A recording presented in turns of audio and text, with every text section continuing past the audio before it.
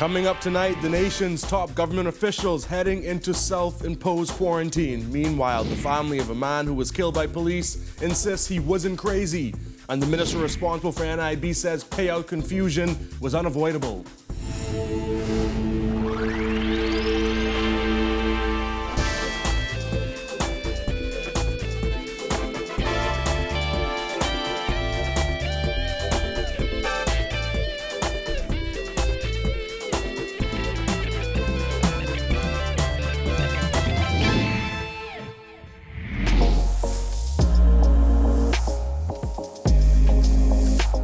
Our News is brought to you by Alive.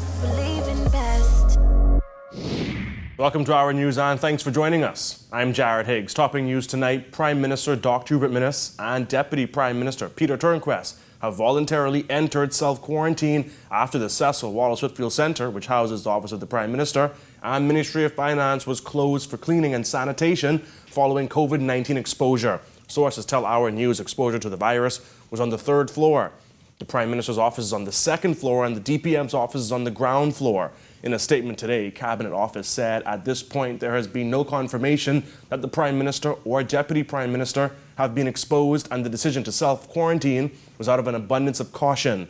OPM employees were sent home just after noon today and were told it was until further notice. They too have been encouraged to self-quarantine. When Our News arrived this afternoon, there was hardly any movement outside the office except for a security officer and one Defence Force officer. The Ministry of Health Surveillance Unit has initiated contact tracing to determine the level of exposure to employees and visitors of the Cecil Wallace Whitfield Centre. Meanwhile, an employee of Bahamas Power and Light tested positive for the coronavirus according to an internal memo. According to the August 11th memo from CEO Whitney Hasty, BPL received a report of a confirmed positive case of COVID-19 involving a contractor attached to the Clifton Pier Power Station. The individual is currently at a government-run quarantine facility, and we all wish him a speedy recovery, the memo reads. BPL officials say they have activated their response plan and began working with the Ministry of Health to identify the persons who were in close contact with the positive case. Those persons were asked to quarantine and contact the ministry for testing. Clifton Pier facilities visited by the contractor have been sanitized and cleaned, according to Hasty. In other news, the family of a man who was shot and killed by police after shooting at officers and his own mother yesterday is speaking out. The man's sister insists that her brother wasn't crazy, but 2 stints in jail changed him. My brother didn't have no mental problem. My brother is not crazy. Family members tell Our News the man who was killed by police on Monday is 33-year-old Carlton Smith. He was killed after he allegedly shot an officer in the back and even fired shots in his mother's direction. Police say he also shot at officers who provided backup. Smith's sister, 38-year-old Alfreda Smith Musgrove, disputed claims that her brother was mentally ill. My brother is not crazy. My brother do not have a pink card. He don't be in and out of Sandilands. Our News interviewed the man's sister at the Cascarilla Street home where the incident took place. Smith Musgrove says her brother leaves behind 2 children ages 10 and 7. She says she remembers better days with her brother, but spending time in jail changed him. When he got released out of prison, like I say, he came out with a rage. When he came out, you couldn't brush up on him and rush up on him and say nothing. He always felt like he needed to defend himself. Smith Musgrove says that her brother had a habit of cursing at and threatening his family. Monday wasn't the first time his mother had to call police for him. However, she insists he never acted out violently before. Now, I don't know what demon jump up in him and whatever he do, or like I said, I don't know what he do in his spare time. But my brother never used to be in and out of Sandilands. Smith Musgrove says her brother was a good father to his children, but admits that it was their mother who ensured that his kids ate. The man's mother is fine, but she is a bit shaken up. If he had known my mother was coming down that hallway, he would have never fired shots at the police or whatever. Never in his life.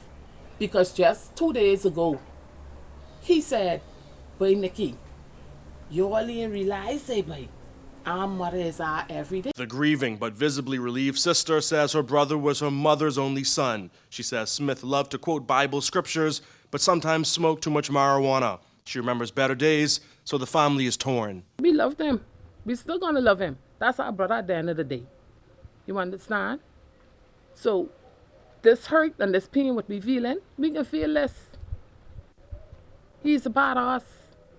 That's blood. The Ministry of Health has confirmed 44 new COVID-19 cases today, bringing the total to 989. This as the virus has now spread to Inagua. That was one of the islands where lockdown and curfew restrictions ended on Monday. The Bahamas is now just 11 positive tests away from 1,000 COVID-19 cases. There are 26 new coronavirus cases on New Providence, 10 more on Grand Bahama, 2 on Abaco, 1 on Inagua, and 5 cases pending on an unspecified island. 30 cases are hospitalized. One day after hundreds of people showed up at Thomas A. Robinson Stadium to collect National Insurance Board checks, Minister Brensel Roll sought to explain the chaos, which he said could not be avoided. He also revealed NIB has paid out $100 million in unemployment benefits since the start of the COVID-19 pandemic. Jasmine Brown reports. The National Insurance Minister called the situation at the stadium unavoidable, as he says the demand on NIB continues to increase. We have spent over $100 million in unemployment assistance to ordinary Bahamians in the last 4 months. That is significant in my view. It also is a reflection of the 38,000 Bahamians that are unemployed at this time. The National Insurance Minister revealed the figure as he defended NIB's performance on Monday after hundreds of Bahamians turned up at the Thomas A. Robinson Stadium to collect overdue benefit checks. We just came over a second lockdown. Individuals did not have any money. We set out a clarion call to individuals to say, listen, we have thousands of checks there, come and collect it. We published a list and said to persons, if your name is on this list, your check is available to you. And so, avoidable, perhaps not. Hundreds of people showed up at the stadium after NIB released a notice last week that indicated all New Providence offices were closed until further notice due to the COVID-19 pandemic. NIB also published the names of nearly 2,500 people who they said could pick up their checks on Mondays, Wednesdays, and Fridays. Roll was asked why direct deposits were not made into people's bank accounts. There are hundreds of Bahamians, one, who do not have a bank account, so we cannot make a direct deposit to them. Secondly, they may not want us to make a direct deposit because the banks may deduct sums from them.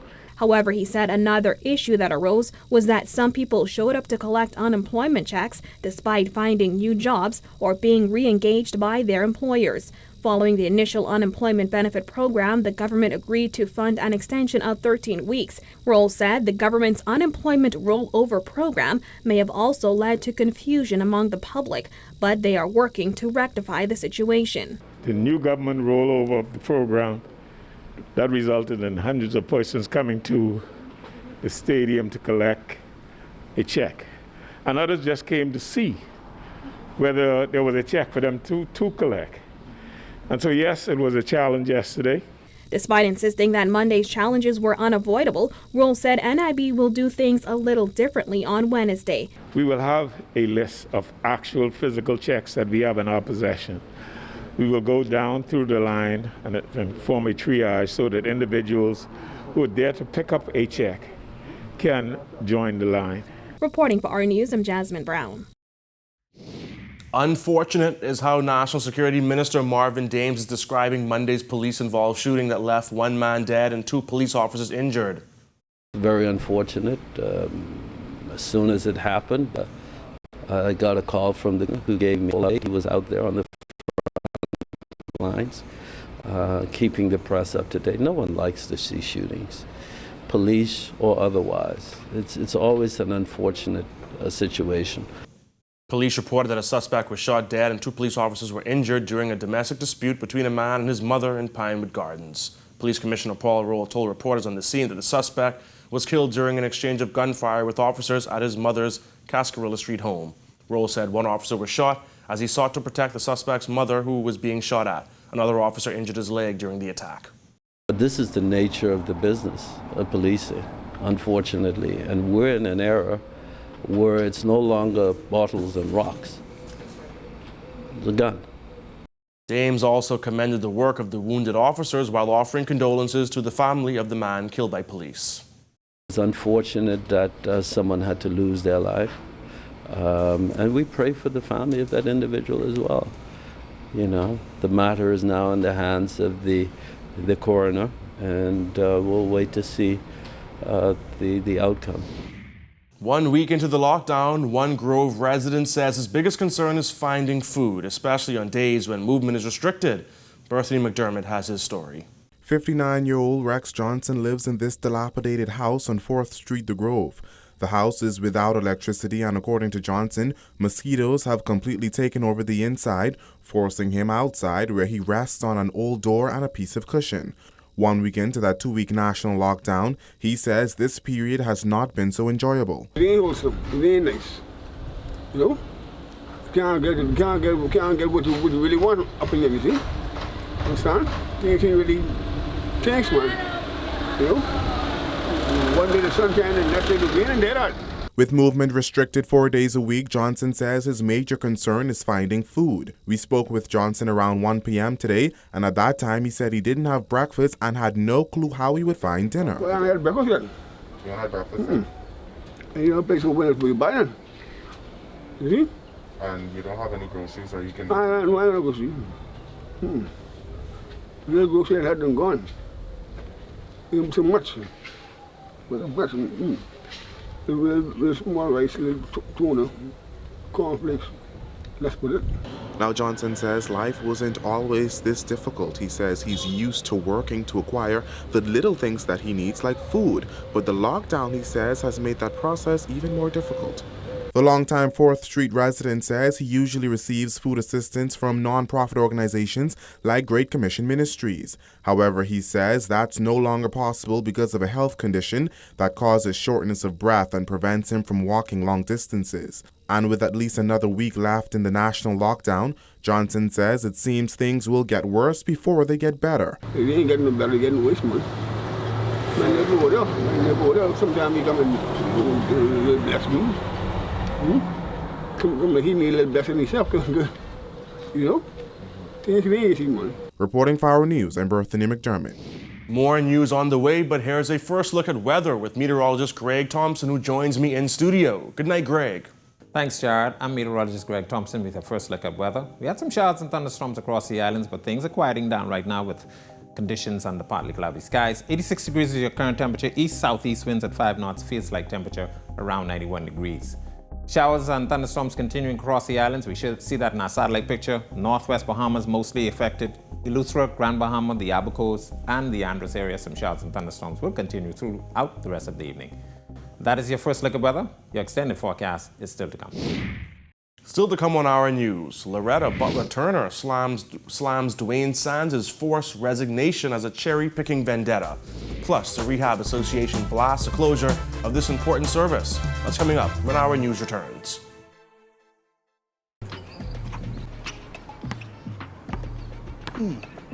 Rev up in the next promotion? Okay. Nice. Bye. You give up it. Best 2 out of 3. Sign up for Rev Trio and opt in to NBA League Pass absolutely free. Visit rev.bs or call 601-8992 for details. Rev, you and us, together.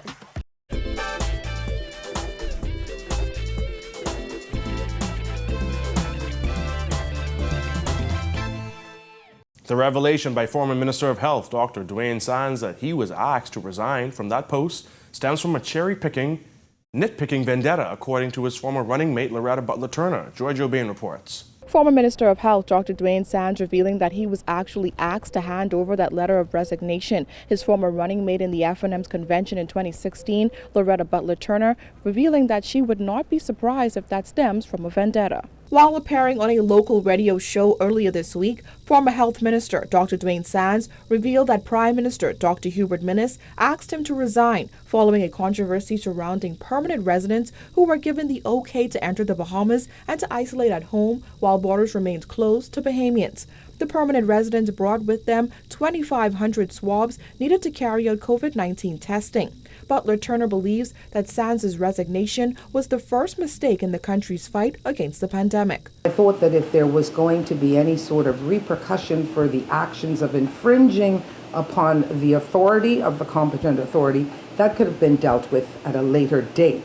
I do not believe that you go into the game with competent players and then midstream throw out those competent players for unquestionable persons to take their place, not if you intend to win. During the radio interview, Sands was also asked if he and the Prime Minister were getting along, to which he responded, "Define getting along. We were not drinking buddies by any means. We did not go out to dinner, but certainly we had a working relationship." Turner said she believes Sands' decision to join her in running for party leadership back in 2016 still plays on the mind of the Prime Minister. 2016, there was the battle for leadership of the FNM, where Dr. Sands previously was running as my deputy. And so I believe that a lot of that may in fact still play in the psyche and the relationship that those two would have enjoyed or not enjoyed. Turner questioned why other ministers, who admitted to also playing a part in the residents being allowed to disembark, did not suffer the same fate as Sands. When you actually factor into the entire equation, there would have been other ministers, cabinet ministers, that would have had to give the nod for certain other things to happen. While one sat as Minister of Health, you would have had another that had to deal with the civil aviation, and yet another to deal with immigration. And so it seemed like it was a cherry-picking, nitpicking vendetta. Reporting for Our News, I'm Georgie O'Bain. While doctors' offices have been allowed to open during the lockdown, those in the physiotherapy industry have taken issue with their inability to operate and the effect it has on their clients. Kyle Joaquin has a story. Dr. Bonami Lee says, quite frankly, certain aspects of what you can and cannot do during a lockdown as it pertains to healthcare simply do not make sense, particularly when speaking about physiotherapy. Only being able to see cases that are emergency cases, it certainly is detrimental to our patients and the outcome. With patients recovering from health issues like a stroke, cardiac conditions, or even post-surgery, physiotherapy is needed. But with dozens of physiotherapists nationwide only allowed to operate on an emergency basis, their concern now goes far beyond their business, but that of those unable to get rehab. They require ongoing care. This can be rehabilitation that can last for several weeks up to months. And so when you have a discontinuation like this, where you have patients who are required to stay at home, or you have therapists who can only provide limited home care opportunities, it certainly puts a huge snag in their ability to recover, and also it creates opportunities for them to possibly become emergency cases. President of the Bahamas Physiotherapy Association, Dr. Devanya Bonami Lee, says those therapists have a huge impact on a wide number of things, like the outcome of surgeries to patients who are at high fall risk.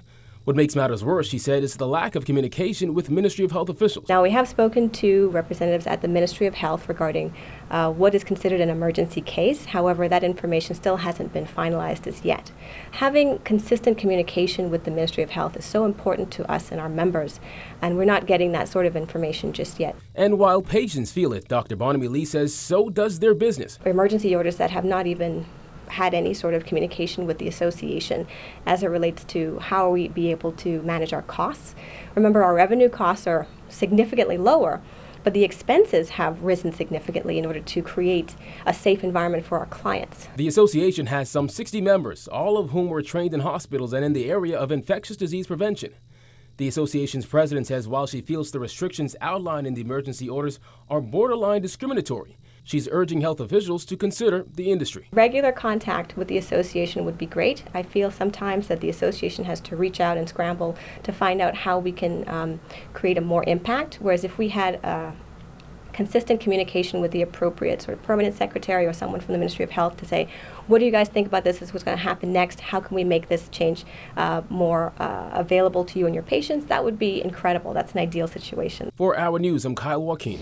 Farmers are focused on building their capacity to help reduce the import of food. President of the Bahamas Agro Entrepreneurs Group, Karen Shepard, said with countries closing their borders and lockdowns becoming part of life, Food security is more important now than ever before.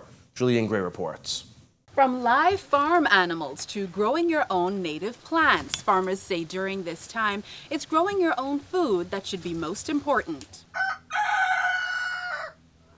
From chickens to goats, passion fruit to bananas, the Bahamas Agro Entrepreneurs Group is zoning in on making food security in the Bahamas a reality. And so that's one of our goals for 2021, to increase our production, that we'd be able to, be able to supply the food stores, and secondly, be able to target reducing the imports. And so that we're not relying on imports as much. Karen Shepard is the president of the Bahamas Agro Entrepreneurs Group and said they are looking to increase their chicken and egg production. As we toured their greenhouses at Down to Earth Farms, Shepard recounted how the 18-year-old farm has seen its fair share of challenges, including 5 hurricanes that affected their yields. The recent passage of Hurricane Isaias was no different, as 100 of their banana trees were lost in the storm. Growing crops year-round is a particular challenge, especially during the hot summer months. As solving this problem is key to their food security plan, Shepard said they are looking to new technology to assist. We're trying to create an environment where we could then move to the new technologies, where we'll be using greenhouses and we'll be able to control the temperatures. And once we're able to perfect that, which would be in another year or 24 months or so, we'd be able to produce the leafy greens in the summer months. During the lockdowns, farmers have still been able to operate. Though many businesses have closed their doors during this time, farmers saw an increase in business. This, Shepard said, was because healthy food became a top priority for many. People realize how important farming is and agriculture is at this point because they needed food. And one of the good things about it is they realize how creative our farmers are with producing their food and having nutritious and tasty food. So that part worked out well for us. Farmers continue to sell their goods at the farmers market on Gladstone Road on Fridays for the public and on Saturdays for essential workers. Shepard said supporting local farmers is not only good for the economy, but good for your health as well. The nutrition that is in the soil that we have here actually builds your immune system. And not only that, it has a better taste. The food, you can actually taste the flavor in the foods because they're not picked weeks ahead of time. Reporting for Our News, I'm Julian Gray.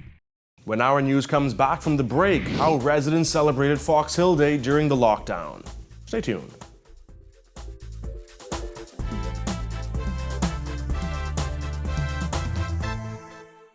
Journey TV presents the most open, honest, and revealing life stories. These stories of survival and strength will inspire you because there is freedom and healing in every story.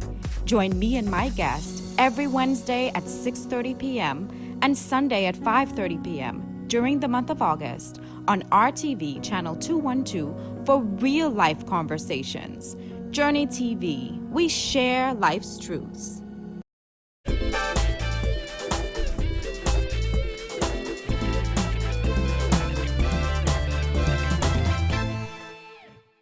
Welcome back. For the first time in recent memory, there were no Foxhole Day festivities on the park. For over a century, Foxhole residents and descendants celebrated Foxhole Day in their community's churches and on the park with activities including climbing the Greasy Pole. With the island on lockdown due to the COVID-19 pandemic, former Foxhole Member of Parliament Fred Mitchell said he still saw it necessary to commemorate the occasion.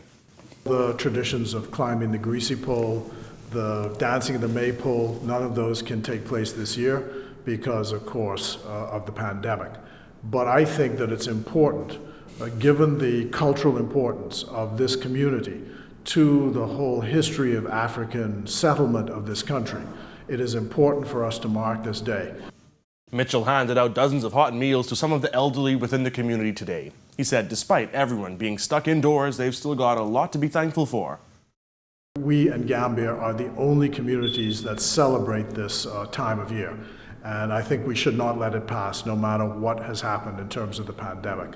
And so I'm grateful that the media has seen fit to give it some exposure And I wish to, of course, extend happy Foxhole Day feelings and greetings to people generally, but particularly to the good people of the Foxhole community. Taking a look at sports, DeAndre Ayton and the Suns are heating things up on the court. That's coming up when Our News returns.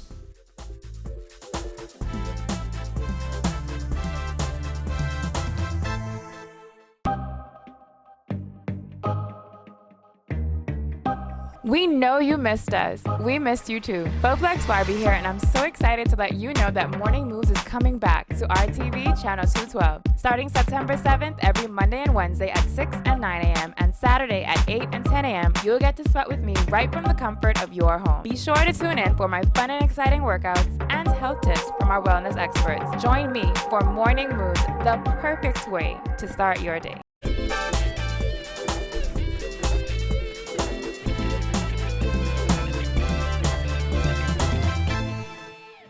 DeAndre Ayton and the Suns staying red hot in the bubble. Marcellus Hall has that. The NBA restart has coming down to an end, at least as far as the regular season games are concerned. Just 2 remaining, which means teams like the Kings and the Suns have their work cut out if they want to make those final playoff spots. DeAndre Ayton and the Phoenix Suns, well, they probably wish they could play in the bubble forever. Last night, the Suns stayed red hot and unbeaten in the restart. They moved to 6-0 so far, dismantling the OKC Thunder 128-101. Ayton, who sat out the first quarter after missing his coronavirus test on Sunday, was cleared just after the game started. He would contribute 10 points and 6 rebounds in about 17 minutes on the floor. Phoenix now within a game of 9th place Portland for a spot in the play-in series.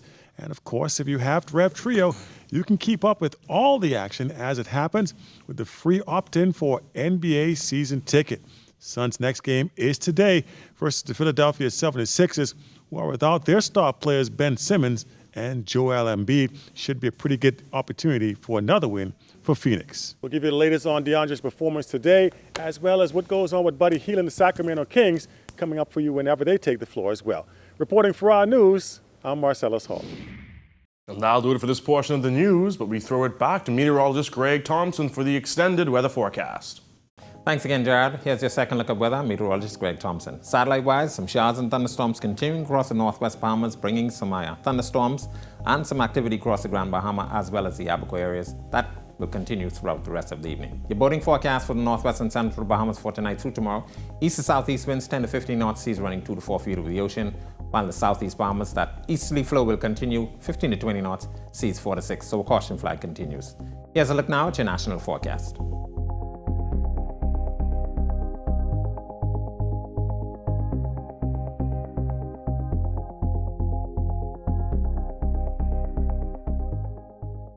Here's a look now at your extended forecast through Sunday.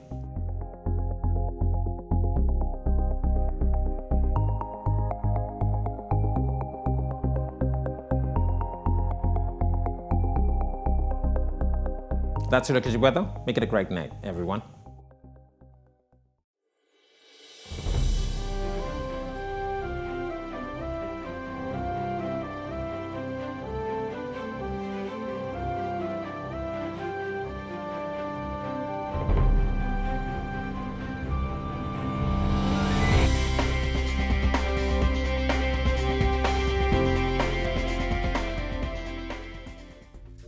Thank you for joining us for Our News Tonight. To catch Our News on the go, download the Rev Go Play app. On behalf of the entire news team, I'm Jared Higgs.